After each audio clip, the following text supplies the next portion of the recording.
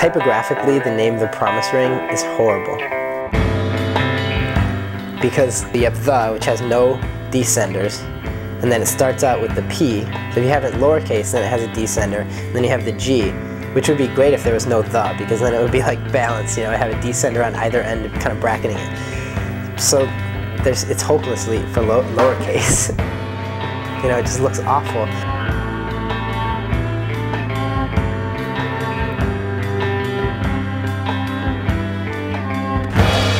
I kind of became really obsessed with having things make sense and be structured. It's just nice to know that it is there because you really wanted it there. It's not just there because you just threw it down and you were like, what? It's art. Like, it's there. I like to be able to know that I came to a decision based on a line of thinking. This piece of text lines up with this piece of text because it balances this side. That there's like some rhyme to it all. Our demo needed a cover, and so I would do that. And it was just really practical. Someone has to do it, and that's kind of always how it's been. And then just snowballs, making flyers and stickers and T-shirts. Kind of got higher budget and higher budget. When Promise Ring signed to J-Tree, it was like, oh cool, actual printing. And it was really weird because I had obviously no education, even from a production side of it, like film separations. I was like, what? I remember taking like our first 7-inch, making laser printed separations, giving them to this guy and like having him cobble them together. And I had no, like, I was thinking of it from such a logical point of view, but like, you know, with no background. So instead of going from point A to point C through point B, I would go off in point A1 and make it so much more complicated than it ever needed to be. 30 Degrees record was just, it's kind of like a little puzzle or like a little maze. The whole thing folds out. Each song is kind of separated and it has its own little area. You have to move around the page.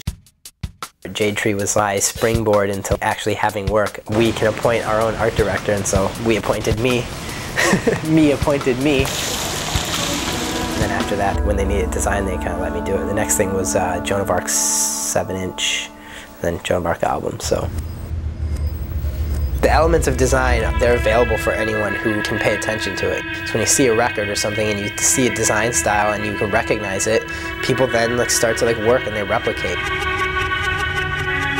And I think that's kind of how I got into it. That's been my school, is seeing things wherever and saying, oh wow, that looks really cool. Why does that look cool? Oh, it's really nice the way this lines up. The type is really tight. You can pick a sensible typeface with a nice photograph. That's great, but then you have to have that like third element that puts it over the top, because then it's thematic and you can build things around it. Very Emergency. It has the elaborate folds. This is almost identical to the inside of the Nothing Feels Good thing. The major labels can't or won't do that kind of packaging because if you're planning on making like 200,000 records over the course of that, it's actually expensive. I really like that thematic thing. I have a sort of obsession with reticulation, things that repeat themselves and create patterns. There's certain things like Davey writes all the lyrics. People don't care about their records necessarily. I think being a designer and in the band and like totally obsessed with the product of everything, the whole package, has a huge influence on why things look the way they do.